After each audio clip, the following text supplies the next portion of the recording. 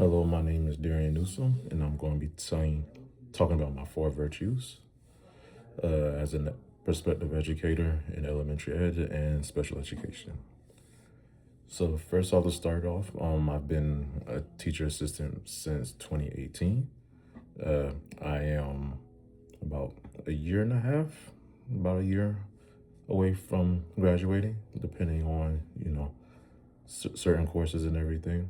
But my four virtues I've had professionally as a TA and what I would like to carry on into my classroom would be fairness, respect, humility, and work ethic. And to me, those four virtues make up a lot of my character.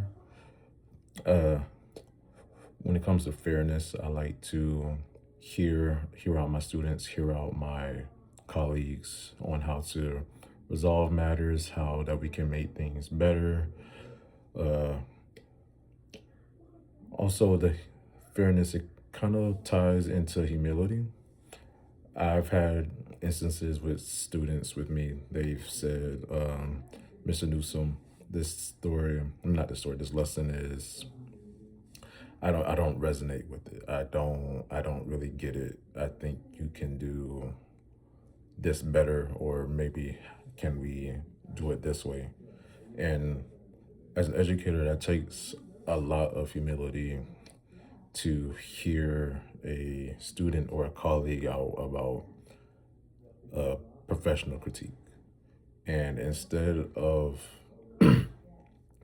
sulking about it, you can be proactive with it and take that criticism, no matter if it's from a colleague or from a student, and hear them out and see how you can make that lesson better. Um, when it comes to work ethic isn't just getting to school, well, in this case, getting to the campus early, leaving late. Work ethic can just be dedication to your craft.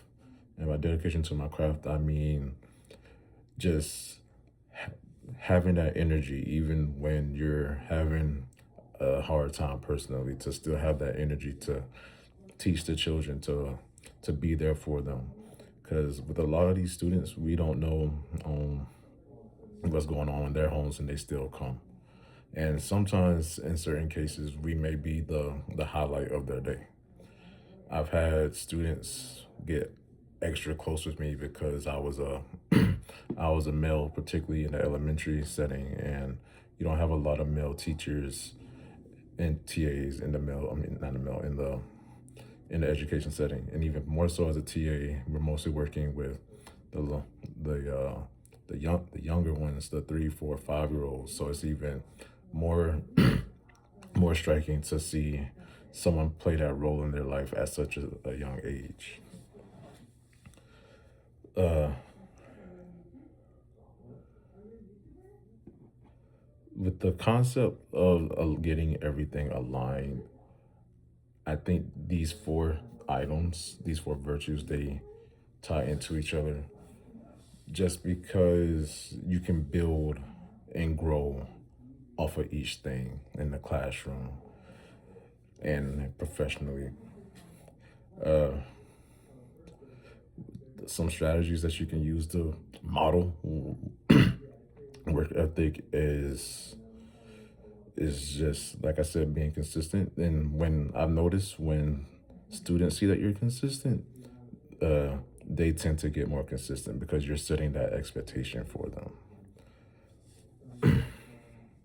When it comes to respect, another strategy is, of course, treating someone how you want to be treated. We don't want to be chastised by our colleagues, by our peers, our parents. Why should we do that to students? Uh, and one thing, particularly with students, I've noticed in my experience, they they're not shy about uh, giving back that same energy. So if you're disrespectful more times than not, they may be disrespectful, or they just may not resonate with you. So when it comes to things like that, those are keys to making a better classroom. Um, some Some tools and resources that we can use when it comes to our character development is, of course, our PDs that we may or may not be able to go to depending on your campus, but also just some some resources I like to use is not necessarily a resource, but when I have extra time, I just like to see how the students are doing, what they're what they're on when it comes to their academics or what's going on in culture, because we live in an information age, and it doesn't have to just be digital. It can just be gaining information, and that's a huge resource. Our biggest resource right now is this, our brain, and using that to just communicate with them, to remind them of expectations so they can keep me accountable, so I can keep them accountable. Those are all things that we can use in our classroom.